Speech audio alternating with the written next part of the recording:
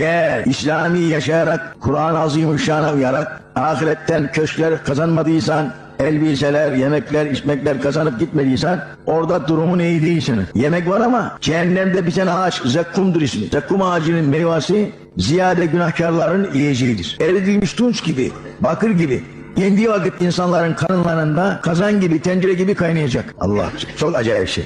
Hiç dayanılacak şey değil. Suyu kederlik, ateşte eridilmiş ziftleri insanı çıplak bedenine yapıştıracak Cenab-ı Hak. Bismillah. Serabiluhum min katran. Allah Allah. Gömlekleri katrandan, ziftten. Yani dünyada İslami şeriatı öğrenip yaşamazsan mutlaka ahirete giderken harçlıksız gitmiş olursun. Bu yol böyle devam ederken bozuldu. Şüphesiz avanak insanların düşmanlara, şeytanlıklı adamlara aldanmasından oldu bu iş. Avanak.